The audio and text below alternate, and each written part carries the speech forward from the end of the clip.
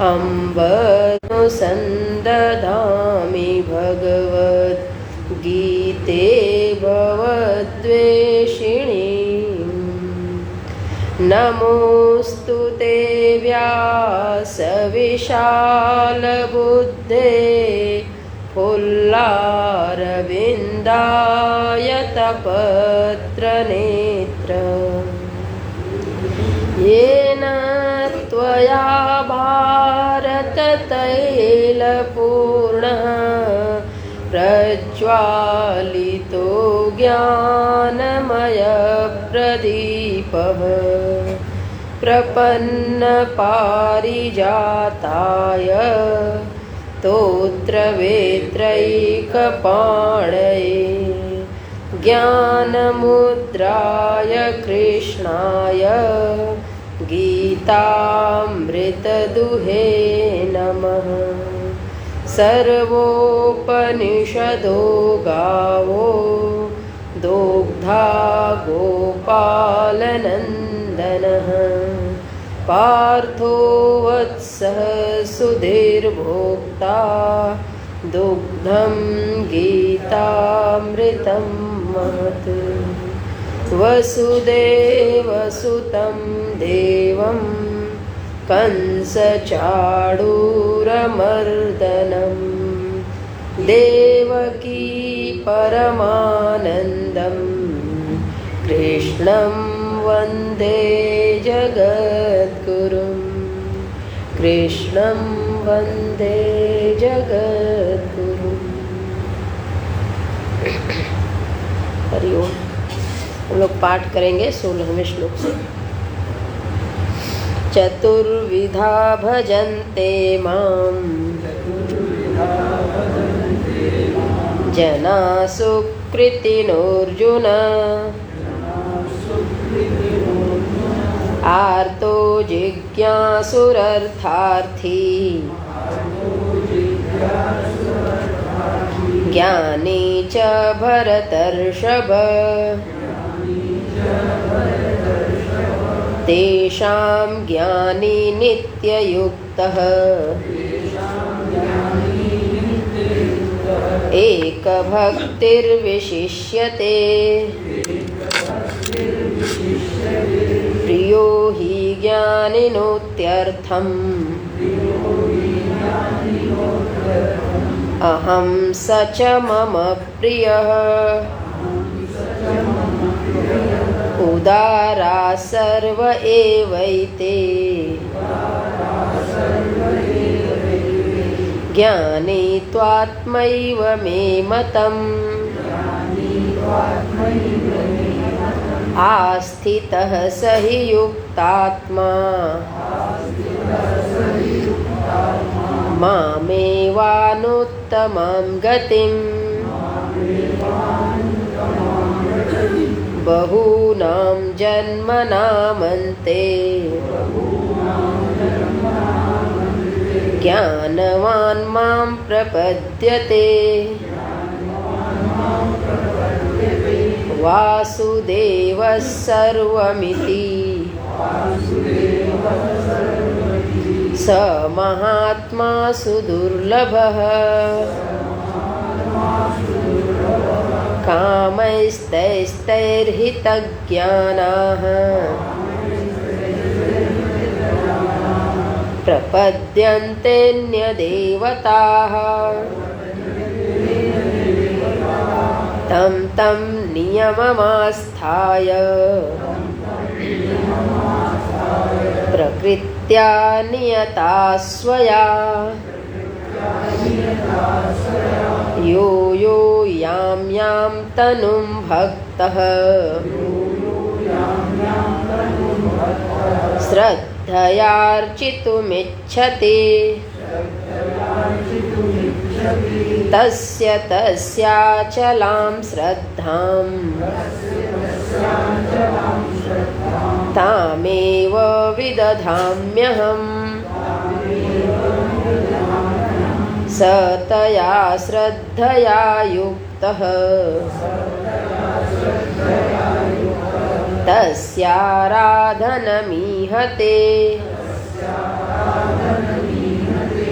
लभते च ततः कामान्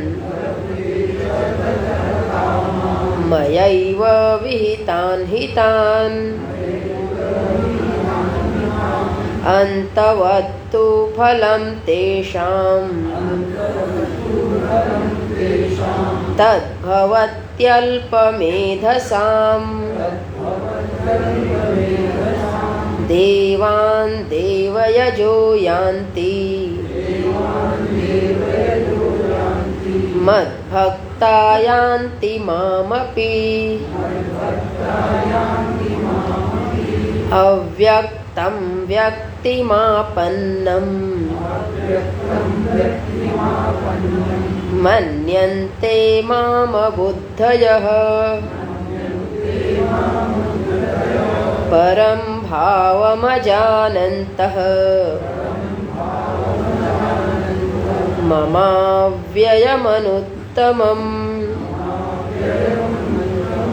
नाहं प्रकाशः सर्वस्य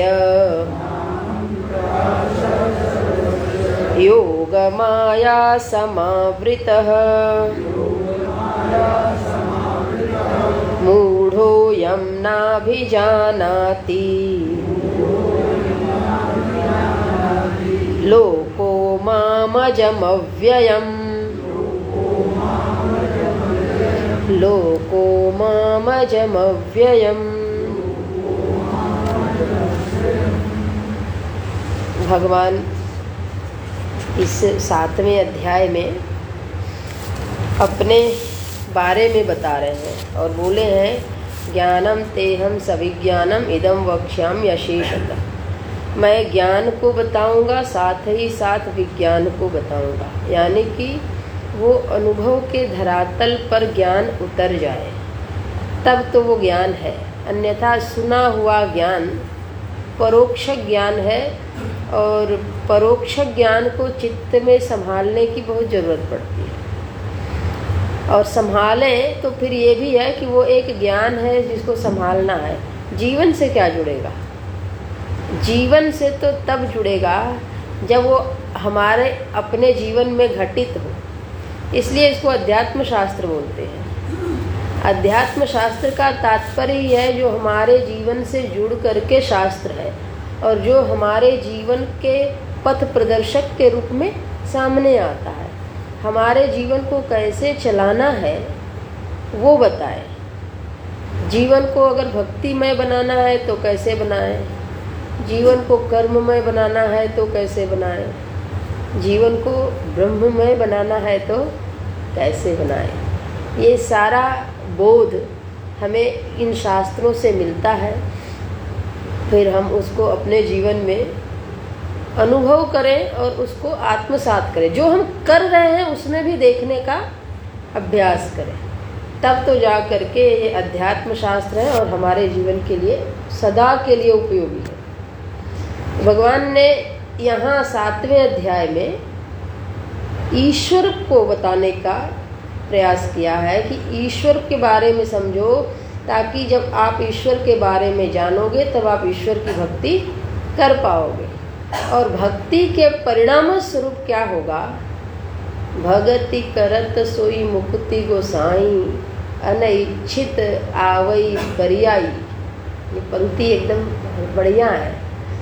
बरियाई जबरदस्ती आती है, भक्ति दौड़ के आती है। भागवत में भी ये प्रसंग आता है। भगवान जब अपने धाम को गए तो भक्ति माता को यहाँ रखे और मुक्ति को उनकी दासी बनाए।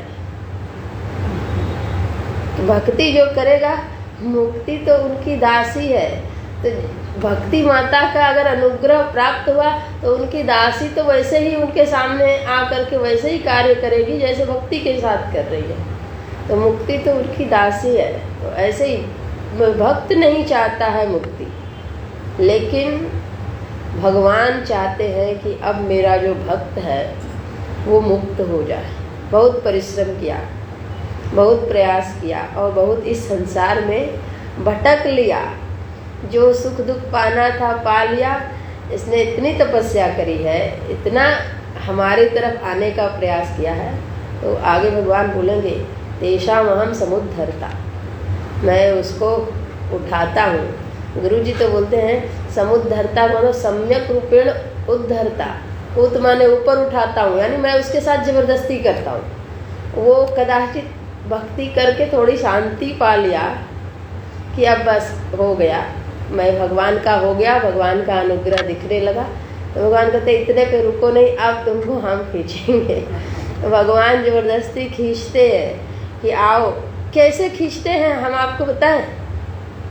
जैसे आप ये शास्त्र पढ़ रहे हैं ना, इसके अर्थ आपको ऐसे लगने लगेंगे तो ये होगा कि अरे ऐसा यहाँ पे लिखा है, इसका अर्थ ऐसा, ऐसा ही रामचरितमानस में भी हमने पढ़ा है, थोड़ा वहाँ देखे तो ऐसा ही भागवत में सुना है, ऐसा कहीं अन्य सुना है, अच्छा यहाँ पे ऐसा विवरण आया है, तो इसका हमारे जीवन से क्या संबंध है, इसका किसी कथा से क्या संबंध है। यानी उसको और अधिक जानने की इच्छा बढ़ती जाएगी। जितना हम इसमें प्रवेश करते जाएंगे वो अपने जीवन के रहस्य खुलते जाएंगे। खोल रहे हैं इधर और खुल रहा है इधर, ये घटना घटती है। तो ये है भगवान जबरदस्ती करते हैं। अब हम लोग पढ़ते हैं कथा कहानी, अब किसी ने बता दिया राम लक्ष्मण भरत शत्रुघ्न, वो जीव की ही 4 अवस्था है। वहाँ जहाँ है ना लिखा विभुन सहित विराज ही जीव जनु 4 अवस्था, वो जीव की 4 अवस्था। अब ये एक लाइन कहीं से हमने वेदांत सुना था, जब नहीं सुना था चलो ये पंक्ति है पढ़ लिया, और राम लक्ष्मण भरत शत्रुघ्न को हम जानते हैं, बाकी जीव की अवस्था नहीं जानते हैं। सत्संग हुआ, सुना और सुन करके जान लिया कि जीव की 4 अवस्था होती है, विश्व, तेजस, प्राज्ञ और एक आत्मा, तुरीय अवस्था। अब वो चीज़ें लिखी है वहाँ, अब खोजने के लिए वो चल पड़ा, कैसे इन सब में साम्य बैठे, इसको बोलते हैं भगवान समुद्धरता है। भगवान ने बुद्धि में एक जागृति पैदा कर दी, एक प्रकाश को प्रकट कर दिया, एक बोध उत्पन्न कर दिया, और उस बोध में कुछ थोड़े से प्रश्न डाल दिए। अब उस प्रश्न को सुलझाने में वो भगत लग गया, और ऐसा लगा कि सामने से कोई काम आता है तो कहता है जल्दी जल्दी इसको निपटा के पहले उसको देखते हैं। ऐसे चलता रहता है। आप लोग भी देखेंगे कि जब अध्ययन में मन थोड़ा लगने लगेगा तो ऐसा होता है। तो भगवान ने कहा हमको, हमारे 4 प्रकार के जो भक्त हैं ये सुकृति जन हैं, पुण्यात्मा लोग हैं जो मेरा भजन करते हैं। उसमें तो हमको ज्ञानी विशेष प्रिय है। क्यों? क्योंकि वो मेरे से नित्य युक्त है, नित्य जुड़ा हुआ है, मेरा कभी साथ छोड़ता नहीं है, मदाश्रित है, और उसका मन कहाँ है? मैया आसक्त मना, मेरे में उसका मन लगा हुआ है। हर घटना में वो मुझे ही देखता है। अच्छी होती है उसके साथ अगर कोई चीज़ें तो भी मुझे देखता है, अगर कोई बुरी घटना घटती है तो भी मुझे देखता है कि परमात्मा इसमें भी मेरा कोई कल्याण रखे होंगे। तो राम कीन्ह चाहे सोई होई, ये पंक्ति उसके जीवन में चरितार्थ है। भगवान जो चाहते हैं वही होता है, दूसरा कोई कुछ कर नहीं सकता है। तो मेरे साथ जो हो रहा है वो परमात्मा ही कर रहे हैं, वही करवा रहे हैं। तो इसलिए वो मुझे विशेष प्रिय है, मेरे से अपने मन को बिल्कुल हटाता नहीं है।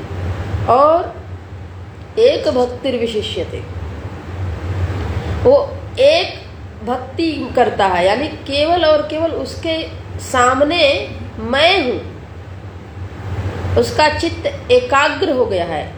आगे जब भी देखता है तो जो कुछ भी दिखता है उसमें परमात्मा दिखते हैं, मेरे इष्ट हैं, मेरे प्रभु इस रूप में आए हैं, मेरे प्रभु इस रूप में आए हैं, कोई अन्य आश्रय दिखता नहीं है।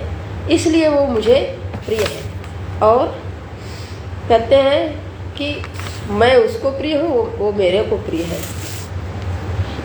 और भगवान से मानो किसी ने ऐसे ही ये सुन करके प्रश्न किया, किसी ने क्या, भगत ने किया और क्या, कि अगर ये बहुत प्रिय है, गोस्वामी जी भी लिखते हैं ज्ञानी प्रभु ही विशेष प्यारा, तो क्या बाकी जो 3 हैं वो खाली हाजिरी लगा के चले जाते हैं, कुछ होता नहीं है?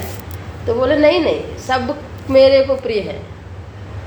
उदारा सर्व एव एते ज्ञानी तु आत्मा एव मे मतम। सभी उदार हैं, सभी का हृदय विशाल है, सभी की दृष्टि में ईश्वर ही है।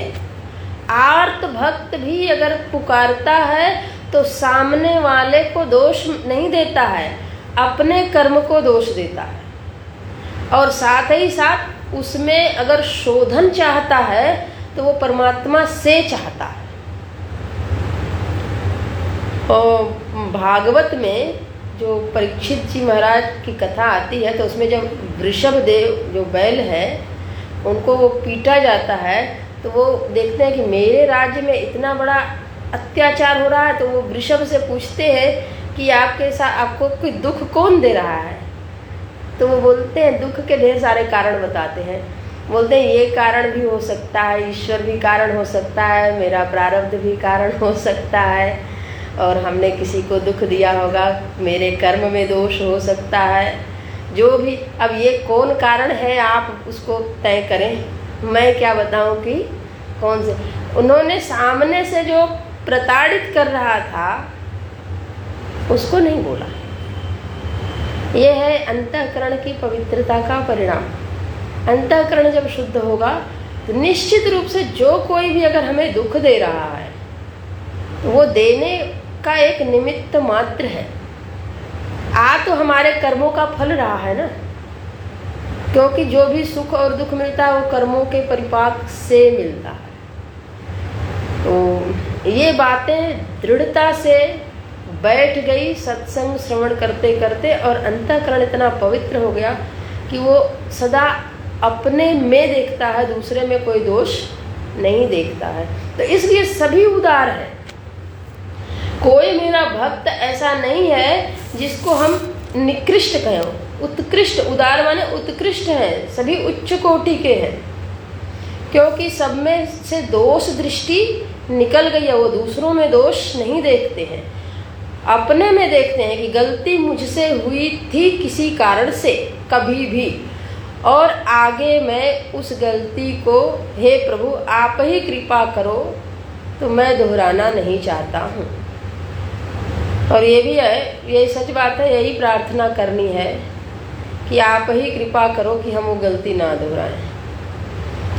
उपनिषद का विद्यार्थी प्रार्थना करता है, भद्रम कर्णेभिः शृणुयाम देवा भद्रम पश्येमाक्षभिर्यजत्रा।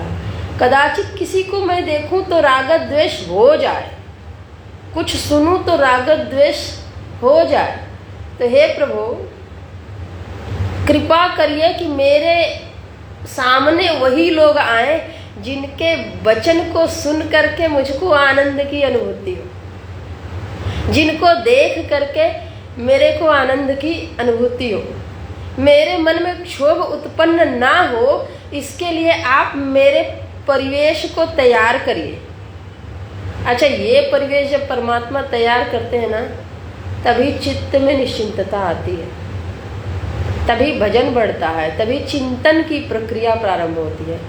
अगर बार बार द्वेषी व्यक्ति सामने आता जाए, जिसको देख देख के मन खिन्न हो, मन उद्वेलित हो, कुछ कहने का मन हो, चिंतन नहीं होता। तो ऐसी जब अनुकूल परिस्थिति परमात्मा दे तो उसमें परमात्मा की कृपा को देखना चाहिए। परमात्मा ने मेरे ऊपर बड़ा अनुग्रह किया है, बड़ी कृपा की है कि मेरा चित्त देर तक शांत रहता है, अपने विषय में प्रवेश करता है। तो भगवान कहते हैं कि इस प्रकार से ये तीनों कुछ चाहते हैं, और लेकिन यह है कि फिर भी चित्त को इतना उदात्त किए हैं कि द्वेष भाव को मिटाने का अभ्यास करते हैं, द्वेष भाव से बचने का प्रयास करते हैं, और प्रयास करते हैं तो परिणाम में प्राप्त भी होता है।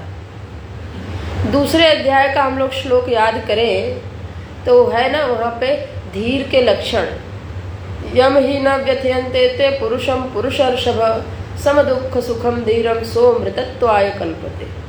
सुख और दुख आए, लेकिन सुख और दुख में हम सम रहने का अभ्यास करें। क्यों करें?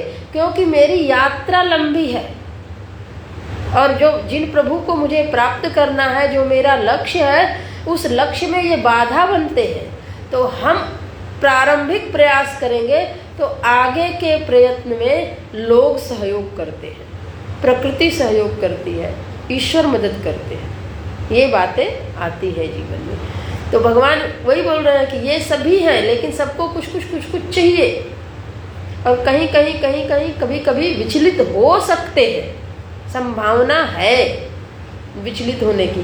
लेकिन ज्ञानी में संभावना है क्या? नहीं है। जैसे भगवान में राग द्वेष नहीं है, वो भक्त के संदर्भ से सब कुछ करते हैं, स्वयं इन सबसे परे हैं। वैसे ही ज्ञानी तू आत्मा एव, ज्ञानी तो मेरी आत्मा ही है। अच्छा, जो मेरी आत्मा है, अपने आत्मा पे हम लोग ध्यान दें। जो मेरी आत्मा है, तो मेरी आत्मा और मैं दो अलग अलग हैं क्या? तो जब ज्ञानी उनकी आत्मा ही है, तो ज्ञानी और ब्रह्म प्रभु में कोई भेद हुआ क्या? और किसके मत में ज्ञानी उनकी आत्मा है? मैं मतम, ये मेरा अपना मत है। मेरे मत में ये निर्णय है कि जो ज्ञानी है, उस ज्ञानी ने त्वम पदार्थ का शोधन किया, जो हम लोगों ने 1 से 6 अध्याय में किया, और उस ज्ञानी ने ईश्वर पद का अनुसंधान किया, जो तत्पदार्थ का शोधन अभी हमारा चल रहा है। जब उन दोनों को शोधित किया तो पाया कि इन दोनों में तो भेद नहीं है, दोनों तो मिलके एक है। तत् और त्वम का एकत्व देख लिया। जो तुम हो वही मैं हूं, जो मैं हूं वही तुम हो। तत् त्वम असि जब देख लिया तो अपने में जो भेद बुद्धि थी, प्रारंभ में ईश्वर दूर थे, मैं दूर था, उस भेद को मिट जब बोध से, ज्ञान से, भगवान ने कहा ना ज्ञास्यसि त्वम ज्ञास्यसि, तुमको मैं बताऊंगा तो तुम जान जाओगे। इस ज्ञानी ने जान लिया है। जैसे ही जाना, भेद मिटा, अभेद हुआ। तो अब अभेद होने के बाद क्या प्राप्त करना शेष रहा? और किससे द्वेष रहेगा? क्योंकि जैसे ब्रह्म सर्वव्यापक है, सर्वत्र है, सर्वदा है, सब में अनुस्यूत है, तो वो तो मैं ही हूं। अच्छा, मैं हूं जब भी बोलेंगे तो ध्यान रहे, फिर मैं जो मैं है वो मैं, ये देह में परिचिन्न जो मैं अभी तक हम जानते हैं, ये नहीं, उस मैं का अनुसंधान हुआ था ना। मैं माने वह सत्ता, न जायते म्रियते वा कदाचित, नायं भूत्वा भविता वा न भूयः, अजो नित्यः शाश्वतोऽयं पुराणः। वो जो है अविनाशी, तु तद विद्धि येन सर्वमिदं ततम्। मैं की जो शुद्ध सत्ता है, उसको इस ज्ञानी ने जान लिया। तो जान लिया, तभी वो क्या होता है? भगवान की आत्मा बन जाता, आत्म रूप से एकत्व हो जाता है। और जब एकत्व हो जाता है तो फिर भगवान से उसकी पृथकता नहीं रहती है, और पृथकता नहीं रहती है तो जैसे परमात्मा का नाश नहीं होता है, तो उस ज्ञानी का भी नाश क्यों हो? वो ज्ञानी क्या है? भक्त है। एक बात ये भी ध्यान रखें, वो ज्ञानी भक्त है। तो चला कैसे? अर्थार्थी जिज्ञासु से ही ज्ञानी बना है। तो उस कक्षा में हम लोग भी तो जा सकते हैं, हम लोग भी जा सकते हैं, पक्का जा सकते हैं। और जब जाएंगे, आस्थितः सही युक्तात्मा माम एव अनुत्तमाम गतिम, जब वो ऐसा करता है तो क्या होता है? आस्थितः सज्ञानी, वह ज्ञानी कहाँ स्थित होता है? तो कह रहे हैं कि वह मेरे से युक्त हो जाता है, मेरे में जुड़ जाता है। जुड़ जाता माने दो चीज़ें नहीं है कि जुड़ जाता, वो ज्ञान के बोध से जान लिया कि मैं वही हूँ। तो अब वो पृथकता नहीं रही, और अब जब मेरे में जुड़ गया तो अनुत्तमाम गतिम, अब कहीं जाने की जरूरत नहीं है। क्यों? कोई ऐसी जगह नहीं है जहाँ आत्मदेव नहीं है। तो जब सब जगह रहेगा तो जब वो अपरिछिन्न सत्ता का बोध हो गया, जो परिच्छिन्न है नहीं, परिच्छिन्न हो तब न यहाँ है तो वहाँ नहीं है, जो यहाँ वहाँ सर्वत्र सब जगह है तो वो जाए कहाँ? इसलिए अब कोई गति नहीं होती है। जब कोई गति नहीं होती है तो फिर लोक लोकांतर में क्यों जाएंगे? वो सारा लोक लोकांतर का जाना बंद हो गया। फिर वो कर्म फल क्यों? मैंने कर्म किया, कर्म किया तो कर्म करने के लिए कोई जगह तो चाहिए। जब सब जगह हम हैं तो कहेगा कर्म किया। ये ज्ञानी को बोध हो गया, प्रकृते क्रियमाणानि गुणै कर्माणि सर्वशः अहंकार विमूढ़ात्मा कर्ता हमिति मन्यते। सारा कर्म प्रकृति में हो रहा है, प्रकृति के द्वारा हो रहा है। यही जो हम लोग प्रवचन ही कर रहे हैं, सुन रहे हैं, ये सब प्रकृति के द्वारा ही तो हो रहा है। वाग इंद्रिय क्या है? प्रकृति का एक हिस्सा है, प्रकृति का ही एक कार्य है, प्रकृति से ही उत्पन्न हुआ है। श्रोत्र इंद्रिय प्रकृति का ही कार्य है। तो सारा कार्य कलाप प्रकृति में हो रहा है। तो प्रकृति में हो रहा है तो प्रकृति से मैं परे हूँ, ये बोध हो गया। इसलिए प्रकृति से परे जो सत्ता है वो केवल एक सत्ता है। वो ज्ञानी ने आत्म रूप से जान लिया, इसलिए वो तो मेरा ही रूप है। ऐसे प्रश्न 12वें अध्याय में फिर अर्जुन करेंगे, जब ये माने तत्पदार्थ के शोधन का पर्यवसान होगा, तब भगवान फिर वहाँ बोलेंगे कि ज्ञानी तो मेरी आत्मा ही है, इसलिए ज्ञानी को मैं अपने से पृथक तो कर नहीं सकता। इसके अलावा जो पृथक है, तो जो मेरा भजन करता है और भजन करने में मेरे से सदा जुड़ा रहता है, वो सदा मेरे से युक्त रहता है, वो युक्ततम है। तो इस प्रकार से परमात्मा ने उस ज्ञानी की विशेषता, मानो कि वो पूछा गया कि ये आपको अत्यधिक प्रिय क्यों है? इसलिए प्रिय है क्योंकि इसने मुझको आत्म रूप से पहचान लिया, इसलिए मुझको ये अत्यधिक प्रिय है। अच्छा, उसी ज्ञानी की स्तुति परमात्मा अगले श्लोक में करते हैं कि ये प्रश्न ये कैसे किया, एकाएक कर लिया। अगर आज भी हम लोग कर रहे हैं तो, और आज अभी जो कर रहे हैं वही, इसमें मन एकाग्र हो रहा है, रुचि आ रही है, तो ये जानिए कि ये पहले दिन ऐसे ही अचानक से नहीं हो गया है। बहूनां जन्मनां अन्ते, बहूनां जन्मनां अन्ते ज्ञानवान माम प्रपद्यते। बहुत जन्मों तक जिसने पुण्य किया है, बहुत जन्मों तक जिसने स्वाध्याय किया है, बहुत जन्मों तक जिसने सत्संग किया, ये हर जगह आपको पढ़ने को मिलेगा। यही सर आवत अति कठिनाई, राम कृपा बिनु आई न जाई। भगवान जब तक कृपा नहीं करते, अच्छा भगवान कृपा किसी पे करे किसी पे ना करे, ऐसा होता है क्या? तो भगवान वो पहले से बताए ना कि आप मेरी तरफ चलो और मेरे से अपेक्षा बताओ कि क्यों हम इधर चल रहे हैं, तो उस अपेक्षा की पूर्ति के लिए हम आपकी तरफ बढ़ते हैं। तो उन्होंने कृपा इसलिए की ना क्योंकि हम उनकी तरफ बढ़े।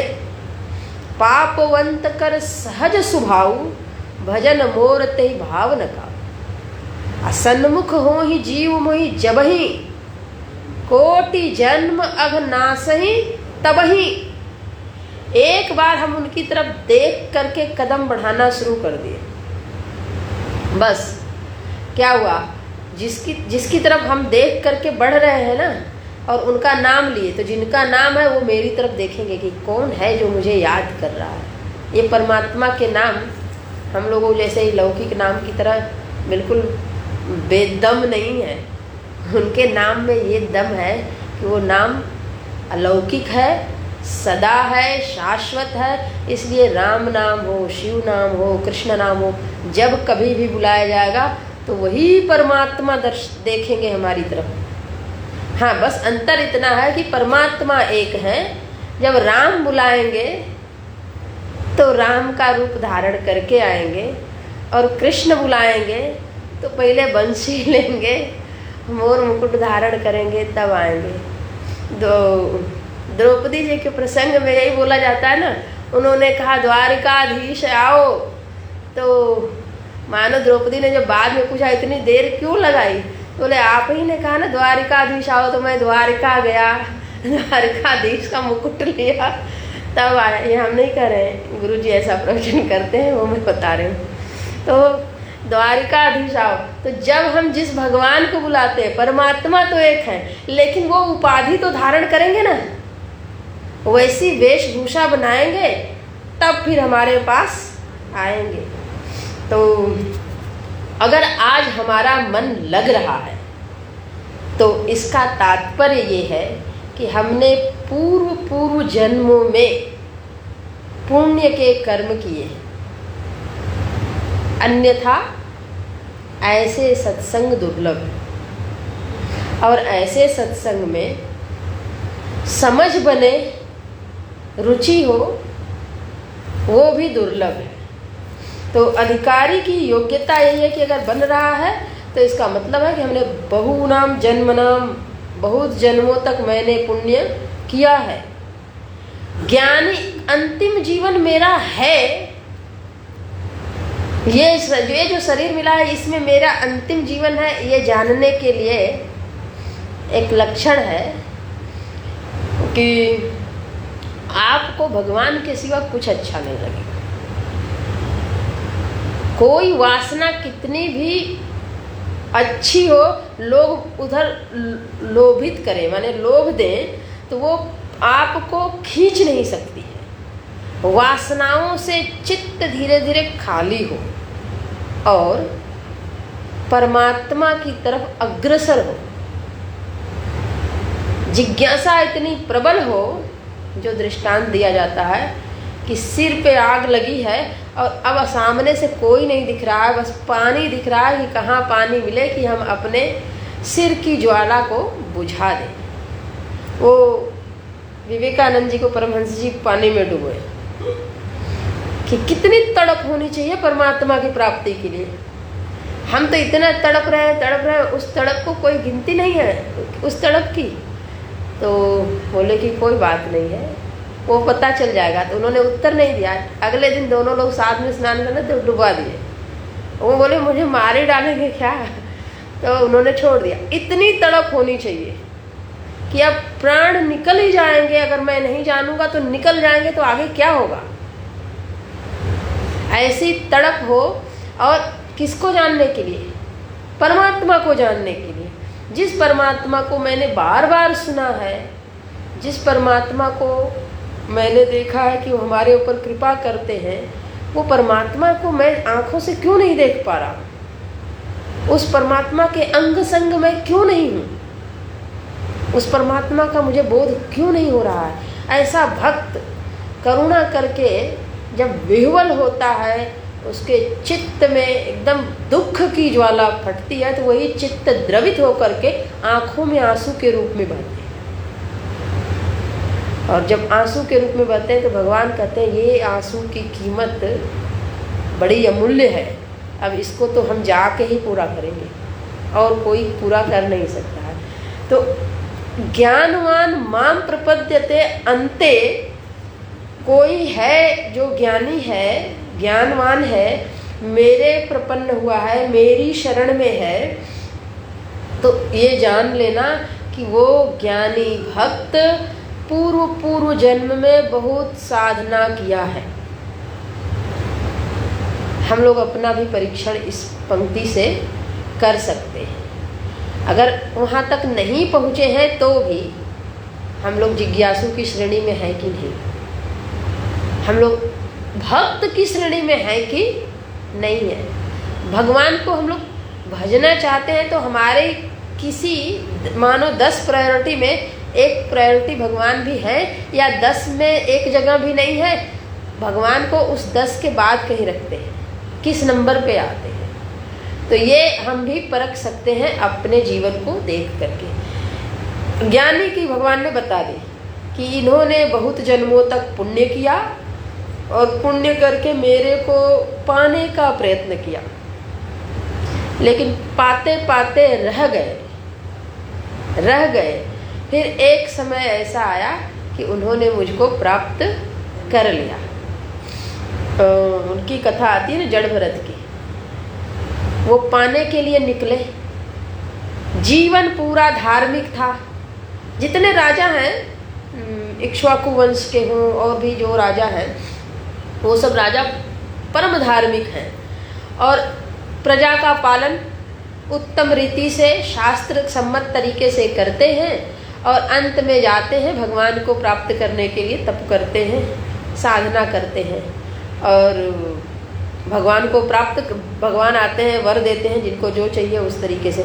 उन्होंने उनकी एक हिरण में जा करके आसक्ति हो गई, फंस गई, उसके लिए उनको हिरण बनना पड़ा।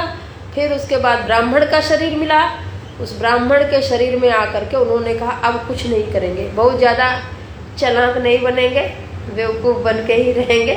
कहते हैं कि उनको गायत्री मंत्र सिखाया जाता वो भी नहीं याद कर पाते थे, जबकि वो पूर्व जन्म के इतने पुण्यात्मा, इतना सब कुछ उनको पता था। अगर मैं ये करूँगा तो फिर दूसरा आ जाएगा काम, वो ये करिए फिर ये करिए, ये सब कुछ नहीं करना। एक दृष्टि है, प्रभु को पाना है। भगवान रमण महर्षि छोटी सी आयु में पढ़ते हैं तो फिर ध्यान में बैठ जाते। तो उनके बड़े भैया जो थे तो बोले कि अगर सच में परमात्मा में ही लगन लगी है तो आपका जहाँ मन लगता है वहाँ चले जाइए। वो चले गए और उनको जो जगह आकर्षित करी थी उस जगह जा करके अपनी तपस्या किए और कोई गुरु नहीं बनाए। क्यों? पूर्व में उनको गुरु मिल चुके थे, सारी साधनाएं हो चुकी, थोड़ा प्रतिबंध बचा था, थोड़ा कुछ बाधाएं थी जिसके कारण से वो बात नहीं बनी थी। सो हो गया। हमारे तपोवन जी महाराज पढ़ते पढ़ते ही उन्होंने छोड़ दिया, विद्यालय की पढ़ाई छोड़ दी और आध्यात्मिक ग्रंथों की तरफ बढ़ गए।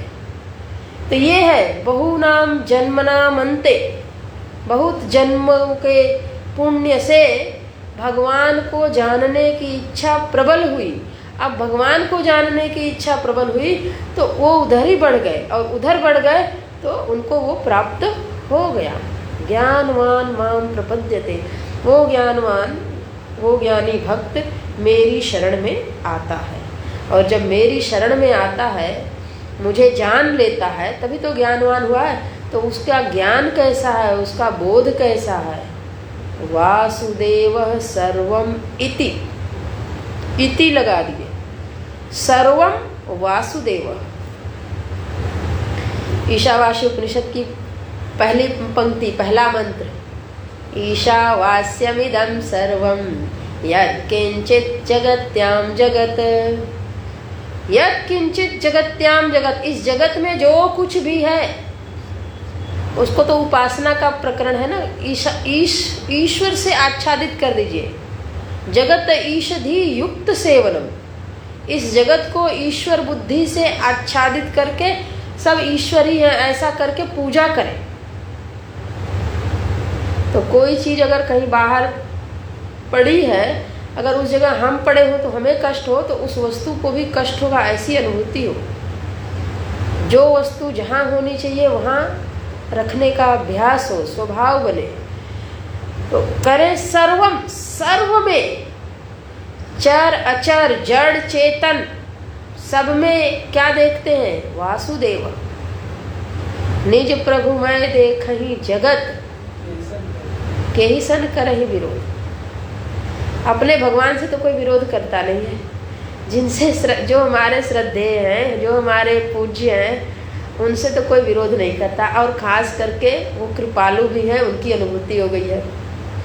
तो जो हमारे ऊपर कृपा करे, हमारा ख्याल रखे हर समय, और मैं उनके चरण शरण में हूँ, और दूसरे कोई अगर हमारा अहित करे तो उसको दूर से ही भगा दे, ऐसे लोगों को जो शरणागत हो जाए तो बताइए वो उनसे भिन्न होगा क्या? उससे पृथक होगा? उनको कोई कष्ट देना चाहेगा, उनसे विरोध करेगा। अगर कोई आकर उनके बारे में शिकायत भी कर जाए ना, आपके लिए होंगे ऐसे, मेरे लिए थोड़ी ना है। होता है कि नहीं होता है?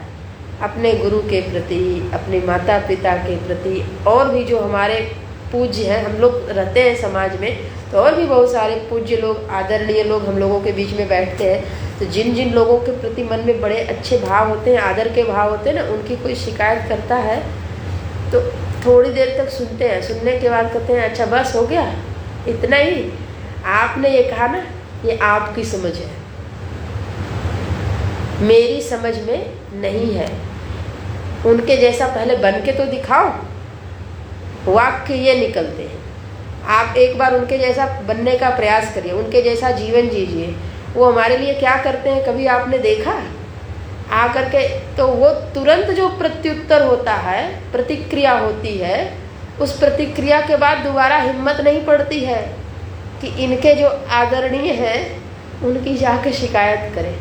ऐसे ही ये ज्ञानी के सामने किसी की हिम्मत नहीं है कि भगवान की निंदा करे, जड़ चेतन सबका अनादर करे, बल्कि वो दूसरों को भी उपदेश करते रहते हैं कि इसमें भी श्रद्धा करिए, श्रद्धा करिए, श्रद्धा करिए। लेकिन ऐसे महात्मा बहुत कम हैं। भगवान ने तीसरे श्लोक में, इसी अध्याय में पहले ही बता दिया है, मनुष्याणां सहस्रेषु कश्चित् यतति सिद्धये यततामपि सिद्धानां कश्चित् मां वेत्ति तत्त्वतः। ये तत्वतः जानने वाले लोग हैं। कोई कोई है जो मुझको इस रूप में जानता। स महात्मा सुदुर्लभ। ऐसे महात्मा दुर्लभ हैं, लेकिन ऐसे महात्मा दुर्लभ हैं लेकिन मिलते हैं। गोस्वामी जी ने लिखा है उत्तरकांड में, संत विशुद्ध मिलई परितेई चितमहि राम कृपा करिजेहि।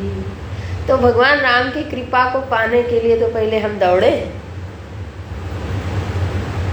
भगवान राम जी अगर कृपा करेंगे, राम जी माने हमारे प्रभु, हमारे इष्ट, हमारे प्रभु, अगर हमने उनकी भक्ति की है तो वो कृपा करेंगे। उनका सहज स्वभाव है कृपा करना। हम अपनी तरफ से चूक करते हैं, और अगर हमने उनकी कृपा के लिए थोड़ा प्रयास किया है तो ये महात्मा दुर्लभ हैं। आगे आएगा श्लोक कि मैं सुलभ भी हूँ। किसके लिए? जो नित्य युक्त है, तेषाम हम सुलभ। ऐसे नहीं, ऐसा नहीं है, कुछ है, मैं उनके लिए सुलभ हूँ। 8वें अध्याय में आएगा। जो मेरा अनन्य भाव से भक्ति करता है और मेरे से सदा जुड़ा रहता है, उसके लिए मैं सुलभ हूँ। मैं सुलभ हूँ, उसके लिए संत सुलभ है। लेकिन संत के सुलभ होने के लिए अपनी पुण्य की पूंजी बढ़ानी पड़ेगी। एक जगह गोस्वामी जी लिखते हैं, पुण्य पुंज बिनु मिलहि न संता। बिना पुण्य की पूंजी एकत्रित किए संत नहीं मिलते, और उन्हीं संतों में कोई सद्गुरु होगा। साधना पंचकम में दूसरा श्लोक में जो 8 साधना बताई गई है ना, प्रारंभ में बताया गया है कि आप सत्संग करना प्रारंभ करिए। सत्संग करना प्रारंभ करेंगे तो आपको संतों का समागम होगा। उसी संत में एक दिन ऐसी घटना घटेगी कि सद्गुरु मिल जाएंगे। सद्गुरु और संत में अंतर क्या है? संत माने जो सबको उपदेश कर रहे हैं, सद्गुरु माने जिनसे हमारा मन मिल गया और जिन्होंने हमको स्वीकार कर लिया और फिर हमारे ऊपर करुणा कर रहे हैं, कृपा कर रहे हैं। भगवान के जो लक्षण है ना, वो सब उन संत में मेरे लिए दिख रहे हैं। सबके लिए पता नहीं, क्योंकि वो मेरे लिए मिले हैं ना। मैंने प्रयास किया है, मैंने भगवान से प्रार्थना की है। तो कभी सद्गुरु मिले ना, तो ये नहीं कभी सोचना चाहिए कि ये मेरे लिए तो मिले हैं उसके साथ क्यों ऐसा करते हैं? अरे उसके साथ कर रहे हैं, हमको जो चाहिए था मिल गया, झंझट खत्म, हम दूसरे के चक्कर में क्यों पड़े? दूसरा है तो उसको बल्कि बताएं कि हमने ऐसा ऐसा किया था, आप भी करके देखिए, ये बताना चाहिए। हमको अगर सद्गुरु मिले हैं तो ऐसा ही है कि हमने प्रयास किया, हमने भगवान से प्रार्थना की, हमको मिल गए हैं। दूसरा उनके प्रति क्या भाव रखता है पता नहीं। हमारी समस्या वहाँ से समाधान हो रही है ना, बस बात बन गई, कहानी खत्म। मेरे लिए वो भगवत दर्शन के लिए जो वाक्य बोलते हैं वो हमको वैसा ही अनुभूति में आ रहा है, बात पूरी हो गई। तो एक ही संत सबके लिए सद्गुरु नहीं होते हैं, जिनके लिए जो बन गए बस बात बन गई। हमारा मन जिनसे मिल गया, उन्होंने मुझको स्वीकार कर लिया और मेरे साधना पथ को आगे बढ़ा दिए, मैं उनकी शरण में सदा के लिए चला गया, सदा के लिए चले जाना चाहिए। ऐसे महात्मा सुदुर्लभ, अत्यंत दुर्लभ हैं, लेकिन मिलते हैं। भगवान ने ये कहा और गोस्वामी जी ने भी अन्य शास्त्रों के माध्यम से हमको बता ही दिया कि अपने चित्त को आप शुद्ध करें, अंतःकरण को पवित्र करें, ये घटना घटेगी जीवन में। तो जब ऐसी स्थिति है कि सब जगह वासुदेव हैं, अगर ज्ञान हो जाए, बोध हो जाए तो दिखने लगते हैं, ऐसा सबको क्यों नहीं दिखता है? हम उस पथ पे अपने को मानते हैं कि हम बढ़े हुए हैं, लेकिन हमको दिखता तो नहीं है। फिर हमारे भीतर आता है संशय कि ऐसा है भी कि नहीं है। तो ये कह रहे हैं, आत्मा एवं सर्वम वासुदेवम इति एवं अप्रतिपत्तौ कारणम उच्यते। उसके न समझ में आने का कारण क्या है? अब सामने आप बैठे हैं तो आपके बारे में मेरे को जानकारी होगी, तो जब भी हम देखेंगे तो आपको ही देखेंगे। एक बार हमने सत्संग में सुन लिया कि ये जो जगत है, परमात्मा ने ही विराट रूप धारण किया है, इन सब तद रूपों में अपने को प्रकट किया है। तो जब हमने सुन लिया तो हमको बोध क्यों नहीं होता है? हम इन सब चीज़ों में परमात्मा बुद्धि क्यों नहीं कर पा रहे हैं? तो भगवान बोलते हैं ये आपकी अपनी कमजोरी है, और वो कमजोरी ये है, कामैस्तैस्तैर्हितज्ञानाः कामैस्तैस्तैर्हितज्ञानाः प्रपद्यन्तेऽन्यदेवताः तं तं नियममास्थाय प्रकृत्या नियता स्वया कामैः तैः तैः हृतज्ञानाः। तैः तैः कामैः, कई प्रकार की कामनाएं हैं, इच्छाएं हैं, ये हो जाए, ये हो जाए, ये हो जाए, ये हो जाए, ये हो जाए। जहाँ काम तह राम नहीं, बिनु संतोष न काम न साही, काम अछत सुख सपन हुनाई। कामना अगर है तो कामना की पूर्ति के लिए हमको बहुत सारे प्रयत्न तो करने पड़ेंगे। अब चूंकि कामना है तो कामना क्यों है, इस पर अगर हम विचार करें तो पूर्णता का बोध नहीं है, इसीलिए तो। और जिस चीज की कामना है, मन में भाव है कि उस वस्तु की प्राप्ति होने पर पूर्णता की प्राप्ति की पूर्णता की अनुभूति हो जाएगी। अच्छा, जो वस्तु हम कामना के अंतर्गत रखे हैं, यदि वस्तु एक देशी है, एक देशी यानी परिच्छिन्न है, कोई पदार्थ होगा, कोई व्यक्ति होगा, कोई पद होगा, तो वो ही चीज मिलेगी, सब तो नहीं मिला। तो जब वो चीज हमको मिल जाएगी तो हमारी कामना नष्ट हो जाएगी। अरे जब वह चीज मिलेगी तो उसके साथ कर्तव्य भी तो जुड़ेंगे। आज पाने के लिए प्रयत्न कर रहे हैं, कल संभालने के लिए कर्म करना पड़ेगा। और कब तक करना पड़ेगा? फिर उसको संभालने के लिए जब हम कर्म करेंगे तो जिसको पाने के लिए हमने कर्म किया कि पा के भोग करेंगे, भोग हुआ कि नहीं, संभालने में ही जीवन निकल गया। ये होता है। हम कहीं जाएंगे घूमने, हाँ, मान कुछ और दृष्टांत नहीं देते, यही देते हैं। घूमने जाएंगे, पता चला घूमने तो गए बड़े मन से, वहाँ का जो पर्यावरण था वो शरीर के प्रतिकूल हो गया, शरीर को कर दिया बीमार। गए थे पहाड़ में दर्शन करने, आनंद लेने, हो गए बीमार। अब हैरान परेशान है, कहाँ डॉक्टर मिले। कहीं पहाड़ नहीं देख रहे हैं, कहीं हिमालय बर्फ नहीं देख रहे हैं, कहीं कुछ नहीं देख रहे हैं, कहीं मंदिर में जाने का नहीं। अब प्लानिंग है कहीं हॉस्पिटल दिख जाए जहाँ जा करके हम अपना इलाज करा लें। कहीं तो गर्म पानी मिल जाए, कहीं तो ठंडा पानी मिल जाए। क्या हो गया? गए थे कुछ और करने, तो जो चीज़ करने के लिए हम जाएंगे उसके साथ दूसरा साइड इफेक्ट भी तो है। कोई भी कार्य हो जो अनित्य है, आगम पाई है, उसके साथ एक साइड इफेक्ट भी लगा है। अगर सब कुछ अच्छा भी हो गया तो एक चीज और बढ़ेगी जो हमारे साथ भी है। चित्त में उसके संस्कार बनेंगे तो फिर से पाने की इच्छा होगी। एक बार कोई जाके देखे, कहाँ? हिमालय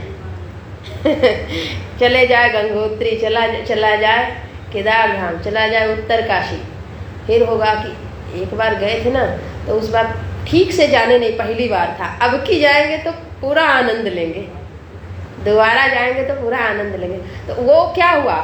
उस स्थान ने अपने सुख की जो अनुभूति है हमारे चित्त में छोड़ दिया और बोल दिया कि देखो कितना शांत जगह था, जहाँ कोई डिस्टर्ब नहीं कर रहा था, कोई परेशान नहीं कर रहा था, यहाँ तक कि प्रकृति भी आपको परेशान नहीं कर रही थी। तो उस सुख ने अब बार बार खींचे, चलो आओ तो सुख मिलेगा, आओ तो सुख मिलेगा।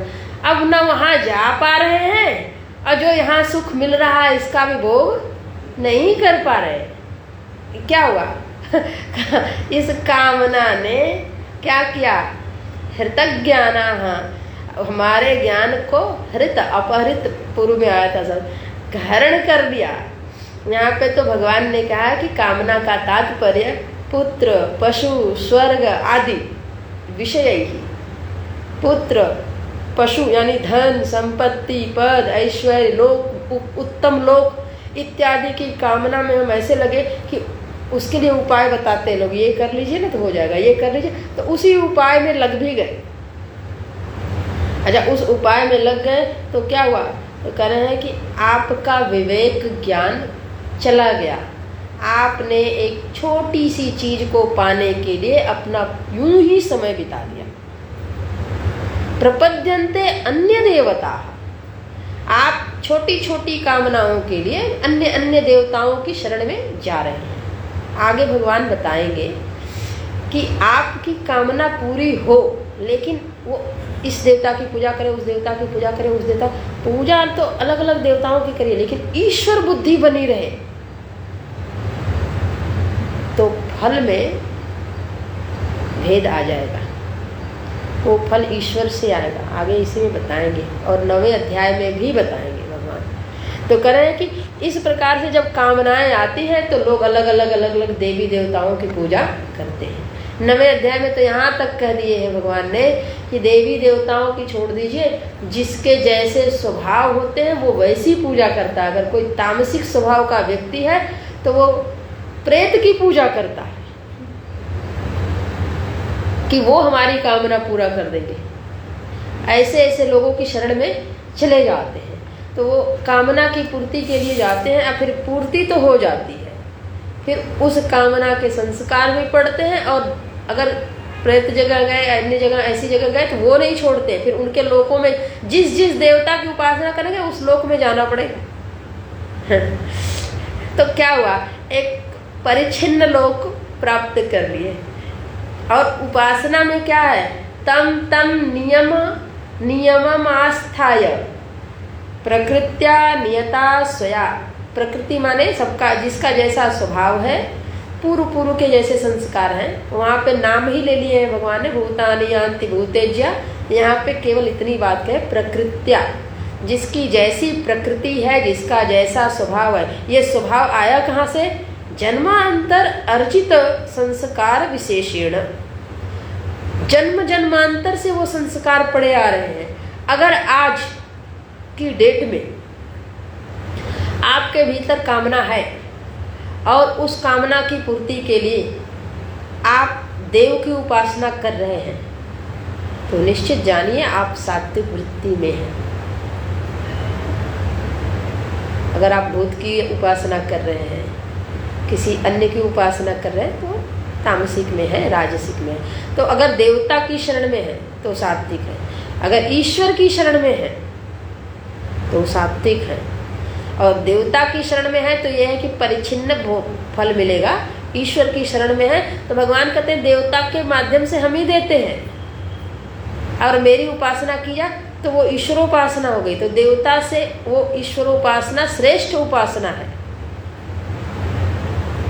और अच्छा, ये जो बातें हैं, अगर हमको लगता है कि हम तो देवता की, हम इनको भी पूजते हैं, उनको भी पूजते हैं, उनको भी पूजते हैं, एक बार ये बोध शास्त्र प्रमाण से हमारे बुद्धि में चला गया कि भगवान की पूजा करें, तत्त देवता की पूजा करें और उसमें भगवत बुद्धि कर ले, तो हमको भगवान की उपासना का फल मिल जाएगा।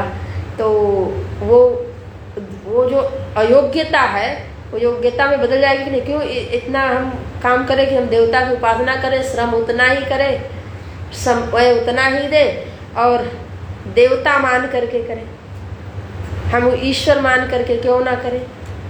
यही मेरे प्रभु हैं और उस प्रभु से मुझको ये चीज़ चाहिए, तो हे प्रभु, भगवान स्वयं तत्त उपाधि धारण करेंगे, वो उपाधि धारण करके हमारी कामना की पूर्ति करेंगे। तो करें कि जो कोई भी कामना के वशीभूत हो करके अन्य देवताओं को मानता है और उस देवता की उपासना करता है, उस नियम पूर्वक करता है, उसमें जैसा बताया जाता है कि इन देवता की उपासना इस विधि से करिए। सबके अलग अलग है, तांत्रिक मांत्रिक उपासनाएं अलग अलग हैं, तो इनकी ऐसे ऐसे विधि से उपासना कीजिए तो आपको अमुक फल की प्राप्ति हो जाएगी। यहाँ तक कि इतने दिन करिए, यहाँ तक कि इस समय में करिए, वो जो जानते हैं वो लोग बताते हैं। तो भगवान की भक्ति किस समय करिए? नाम जब जिस समय मन आए तब कर लीजिए। भगवान हर समय जागृत हैं और हर समय वो तो कभी सोए ही नहीं ना, उनके पास नहीं तह पुण्य विज्ञान विहाना, वो तो कभी सोए ही नहीं है। तो तम तम नियमम आस्थाय उन नियम तम आस्थाय, तम नियम आस्थाय करें, उस नियम को अपनाते हुए कोई देवता की आराधना करता है तो वो देवता उसके नियमों के गर्भ से किए हुए कर्मों के परिणाम को देने के लिए विवश हैं। तभी तो कोई आसुरी प्रवृत्ति का वियोग अगर तपस्या करता है तो ब्रह्मा जी को आना पड़ता है। तपस्या का जब काल पूरा हो जाता है तो उनको आना पड़ता है, और आ करके उनका दायरा है, उनकी सीमा है कि यहाँ तक आप दे सकते हैं। केवल वो ये नहीं दे सकते ना, अमरत्व तो नहीं दे सकते कि आप कभी नहीं मरोगे। तभी तो ब्रह्मा जी से सब ये मांगते हैं तो बोलते हैं ये तो मैं नहीं दे सकता, ये मेरे दायरे से बाहर की चीज़ है। बाकी उस दायरे के अंदर चाहे जितनी कंडीशन लगा के मांग लो वो हम दे सकते हैं। तो इस प्रकार से उपासना के गर्भ से उस देवता को आना पड़ता है और आ करके उसके परिणाम स्वरूप जो फल बनते हैं वो देना पड़ता है। वो देते हैं तो वो फल मिलेगा। तो कोई पीपल के वृक्ष में वासुदेव की भावना करके पूजा करे, कोई तो ये भी सोच के पूजा करे यहाँ जाएंगे पूजा करेंगे, अमुक दिन करेंगे, अमुक तिथि को करेंगे तो सारे प्रेत दूर हो जाएंगे। कोई कोई तो रोड के किनारे करते, तो कोई कोई रोड के बीच में करते हैं। अभी हमारे मंदिर में पता नहीं कौन आते हैं, कौन सज्जन आते हैं, मेरे को पता नहीं। वो सीढ़ी पे फूल चढ़ा के चले जाते हैं, किस भाव से चढ़ा के चले जाते हैं, क्यों चढ़ा के चले जाते हैं, भगवान जाने। और जिसको जाना है वो बच बचा के चला जाए, वो भगवान की उपासना करे, भगवान उनके साथ है, कुछ होने वाला है नहीं। लेकिन उनकी क्या इच्छा, उनकी जो इच्छा है कि ऐसा करके हम चले जाएंगे, तो उनकी पूरी होगी, जैसे जिस विधि से जितने दिन का होगा, जैसे भी होगा। लेकिन बाकी लोग उनसे बचें और नहीं बच, जो जिनके प्रारब्ध में होगा वो फंस जाएंगे। वो ये सब चलता रहता है। तो कह रहे हैं कि जो इस प्रकार से कामना करते हैं, तो कामना करके तत्त उपासना करते हैं। यो यो याम याम तनुम भक्तः श्रद्धया अर्चितुम इच्छति, श्रद्धया अर्चितुम इच्छति। जो जो जिस कामना से मेरा भक्त श्रद्धा पूर्वक अर्चना करता है, अर्चना करने की इच्छा करता है और उसको करता है, तो उसकी श्रद्धा को मैं पुष्ट करता हूँ। तस्य तस्य अचलाम श्रद्धाम, उसकी श्रद्धा को मैं अचल कर देता हूँ। अब डिगती नहीं है। मानो किसी ने आ करके मंदिर में पूजा किया कि हे प्रभु, मैं आपको जल चढ़ाऊंगा और इस जल के चढ़ाने के गर्भ से आपसे मैं एक चीज चाहता हूँ। तो भगवान को दिया है तो भगवान देंगे ना, आज नहीं तो कल देंगे। तो मान लीजिए किसी का प्रारब्ध जल्दी पक गया, प्रारब्ध यानी उस कर्म का फल तुरंत पक गया, 2 दिन 4 दिन हफ्ते भर के अंदर। कोई कर्म बहुत देर में पकते हैं, तो पक गया और भगवान ने फल दे दिया। अब दे दिया तो उसकी श्रद्धा अचल हो गई। जब हम गए थे और ये कहा, तो मैंने जल चढ़ाया और भगवान से प्रार्थना की, दे दी। अब दूसरी एक कामना लेके जाता है, भगवान ने उसको भी पूरा कर दिया। अब तो बिल्कुल और टिक गई।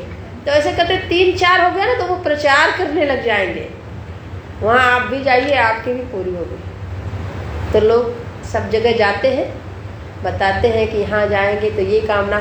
यहाँ पे मनकामेश्वर महादेव हैं, उनके बारे में मुझको बताया गया कि आपके मन में जो कामना होगी आप लेके जाए। मैं तो गई, मेरे मन में तो मैं तो ऐसे जाती हूँ तो भगवान को प्रणाम करके मैं बाहर जब आ जाती हूँ तो याद बात आती है कि लोगों ने ऐसा कहा था, तो कम से कम भक्ति तो मांग लेते। कुछ नहीं आता उसमें, खाली दर्शन करते हैं, जल चढ़ाते हैं, कोई स्तोत्र पढ़ते हैं, चले आते हैं। लेकिन ये भी अच्छा है, भगवान जो कराए वही अच्छा है। लेकिन जब कोई किसी ने कहीं उपदेश किया होता है, आप लोग भी देखिएगा, ये याद आएगा। जब जहाँ बोला जाता है ना, तो अगर नहीं उस समय ध्यान आए तो बाद में वो वाक्य याद आएंगे, अरे ऐसा तो बोला गया था। तो ये है कि उसकी श्रद्धा अचल करते हैं। कौन करता है? तो वह कर रहे हैं ताम एव विदधामि अहम।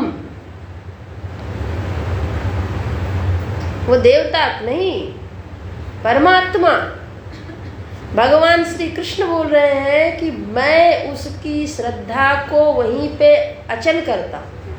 किसी को देवी के मंदिर नहीं मिलते हैं, तो देवी का निवास नीम के पेड़ के नीचे होता है, ऐसी मान्यता है। तो नीम के पेड़ के नीचे जल देने से माता को पूजा प्राप्त होती है। तो नीम के पेड़ के नीचे हमने जल दिया और माता की पूजा हो गई। अब वहाँ पूजा हो गई तो माता ने वहीं से मेरी पूजा ली,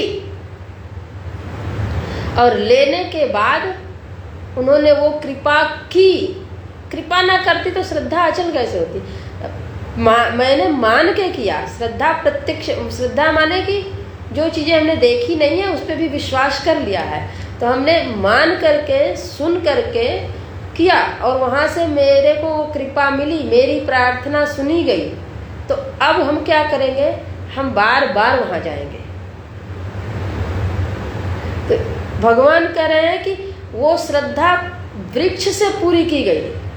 गाय को रोटी खिलाइए, पूरी हो जाएगी।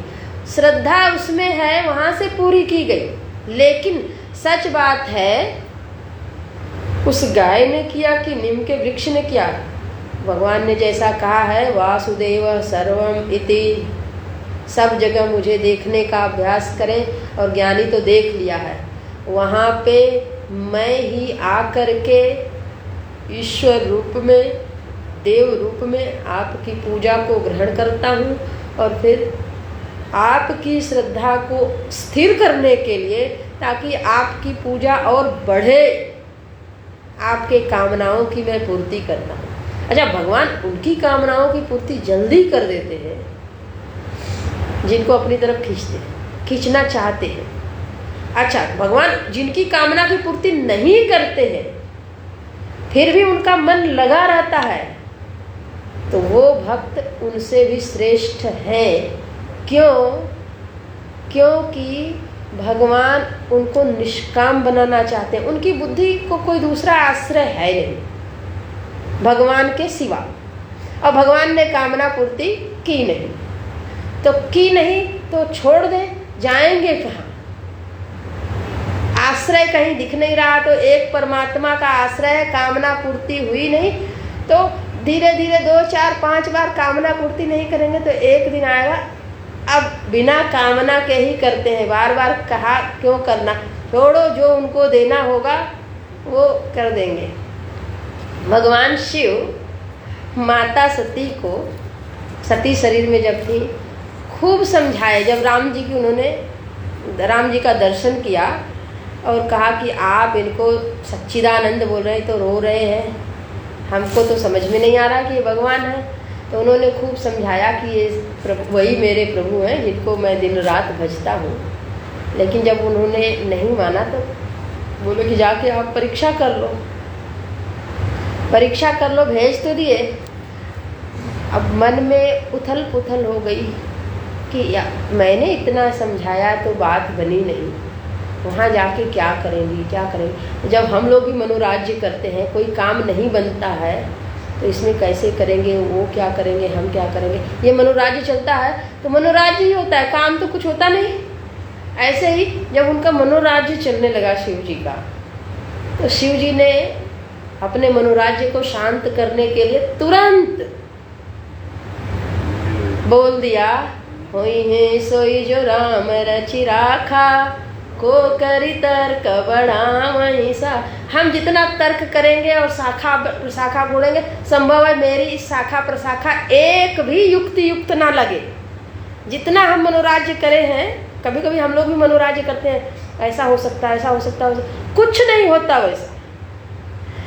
जो हो रहा है वो हो रहा है और वैसा कुछ नहीं होता। हमने यूं ही उतना समय भी गंवाया और श्रम किया उस व्यक्ति किस के प्रति क्या क्या भाव रखे, हुआ कुछ नहीं। तो ऐसे ही भगवान शिव ने तुरंत कहा, हम तर्क वितर्क अब नहीं करेंगे कि क्या होगा क्या नहीं होगा। जो होगा, जो भगवान सोचे होंगे वही होगा, दूसरा तो कुछ हो नहीं सकता है।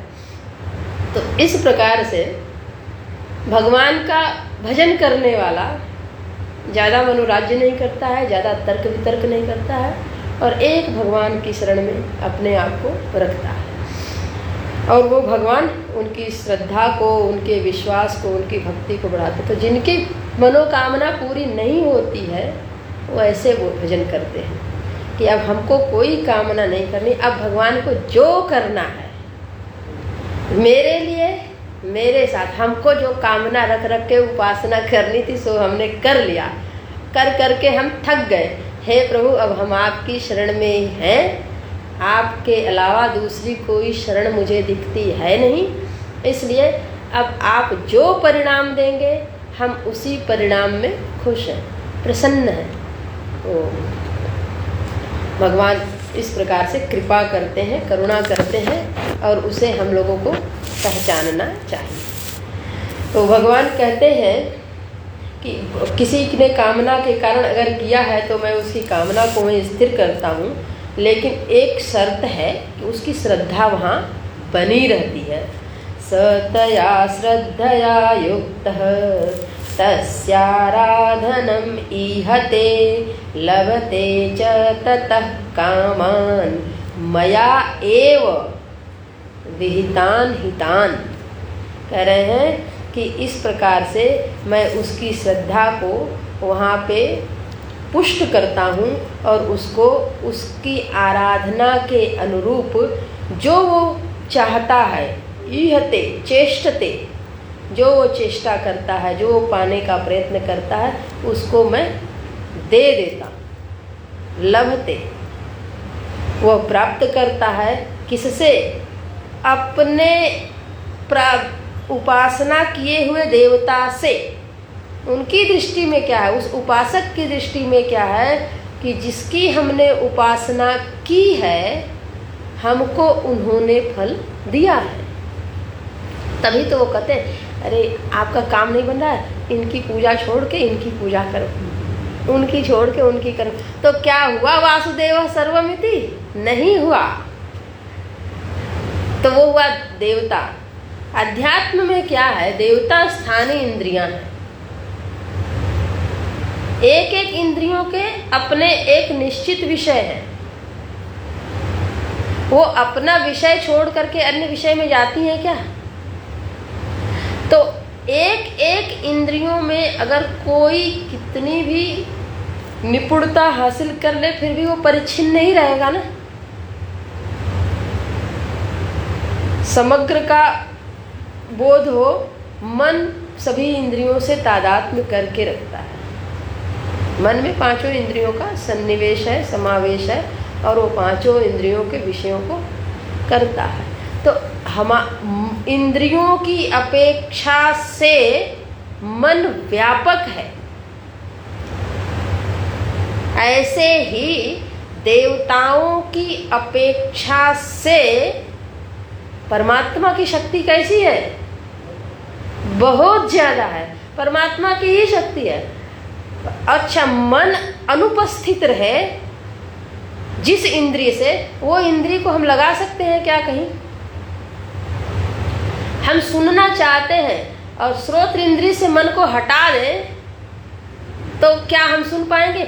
सुन तभी रहे हैं जब हमारे सुनने के साथ मन जुड़ा हुआ है। तो इस प्रकार जब परमात्मा उन इंद्रियों के साथ एकीभूत होकर के अनुग्रह करते हैं तो ये फल मिलते हैं। और परमात्मा की शक्ति व्यापक है, सर्वत्र है, सब जगह है, सब में गए हुए हैं। और लेकिन जिनको जहाँ से मिलता है वो उन्हीं को मानते हैं कि यही श्रेष्ठ है, यही श्रेष्ठ है, यही श्रेष्ठ है। इसलिए वो क्या है, वो उनका ज्ञान अपहृत है। उनका ज्ञान विवेक के द्वारा नहीं चलायमान है।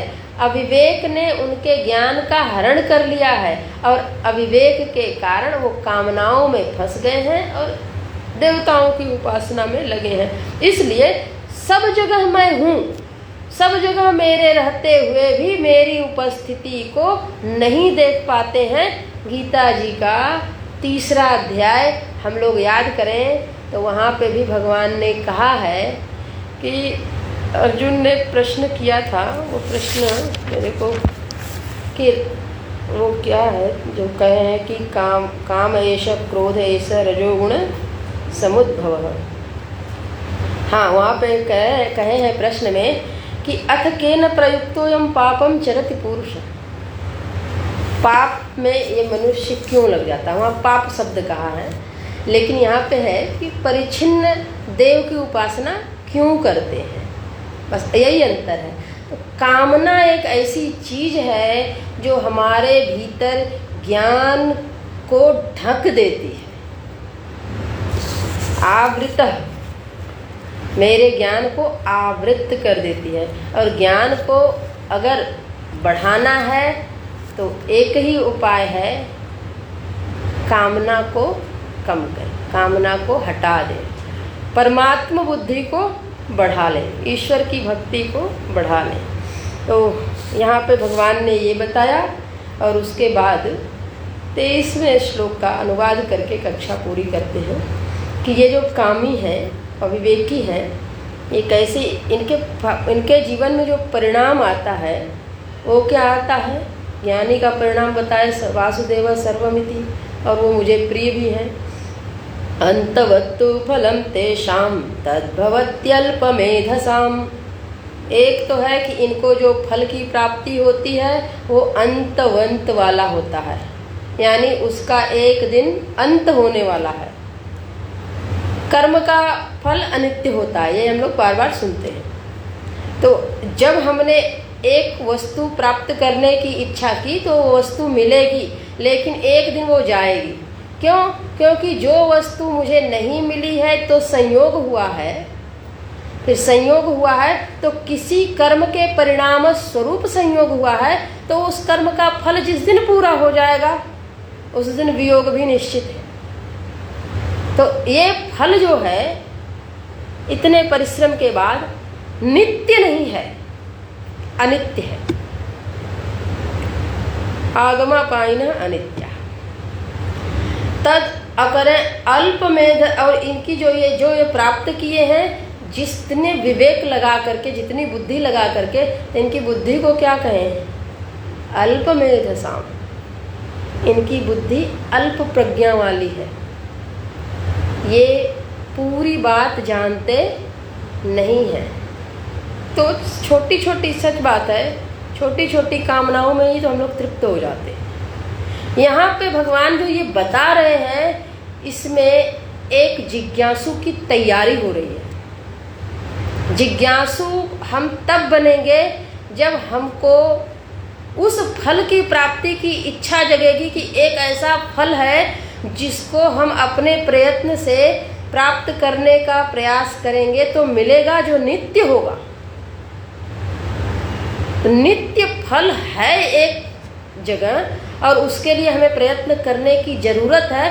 उसकी तैयारी मानो परमात्मा यहाँ करा रहे हैं। अर्जुन को तो वही चाहिए। नचिकेता और कठोपनिषद में प्रेमराज का संवाद आता है। ये जितने अब फलों की यहाँ कामनाओं की बात की जा रही है, नचिकेता को यमराज देने के लिए तैयार है। जब उन्होंने तीसरा वर मांगा कि मुझको ये वर आप दीजिए, ये तीसरा और अंतिम वर है, तो उन्होंने कहा ये वर देना मेरे लिए कठिन है, इसलिए क्योंकि पता नहीं आप समझ पाओगे कि नहीं, तो कहीं निरर्थक ना चला जाए, इसलिए ये ले लो, ये ले लो, ये ले लो। बहुत सारी चीज़ें उन्होंने दिखाई। हाँ, इस लोक की भी, स्वर्ग लोक तक की भी। उन्होंने कहा ये सारे भोग ले लो और जितना लंबी उम्र चाहो वो भी ले लो। तो बोले कि आप जितने दिन है उतने दिन तक तो हमारी अधिकतम कितना हो सकती है, जब तक आप, उसके बाद तो नहीं। तो ऐसे फल को लेने से क्या फायदा? जो आज रहेगा वो कल मान लेते हैं बहुत दीर्घ काल के बाद आएगा, लेकिन एक दिन वो कल आएगा जरूर। ब्रह्मा जी की आयु पूरी हो जाती है, वो कल आता ही है। तो ऐसे फल की मुझे इच्छा नहीं है। जिनकी अल्प मेधा है वो ऐसे अंतवंत वाले फल को प्राप्त करने के लिए प्रयत्न करेंगे, अन्यथा मानव शरीर मिलना अत्यंत दुर्लभ है। मिल गया और वो भगवान की तरफ अग्रसर भी हो गए, तो ये छोटी छोटी कामनाओं की पूर्ति के लिए क्यों प्रयत्न करें? ये एक जिज्ञासु की परमात्मा तैयारी करा रहे हैं। एक जिज्ञासु बने और जिज्ञासु बन करके तत्पदार्थ का ऐसा शोधन हो कि वासुदेव सर्वम इति ये घटना जीवन में घट जाए। तो देवान देव जो यान्ति मद भक्ता यान्ति मामपि। जो कोई देवता की उपासना करता है तो वो देवता को प्राप्त करता है, देवलोक को प्राप्त करता है। अगर कोई मेरी उपासना करता है तो फिर मुझे प्राप्त करता है। उपासना का यही एक विज्ञान है। जिस उपास्य की उपासना की जाती है, उपासक उसी उपास्य के अनुरूप हो जाता है। तो आगे की कक्षा कल, इस सत्र का अंतिम दिवस है, कल ये अध्याय भी संपन्न होगा। हम लोग आज यहीं पे विराम लेते हैं। हरिओम। आरती के लिए पंडित जी आए।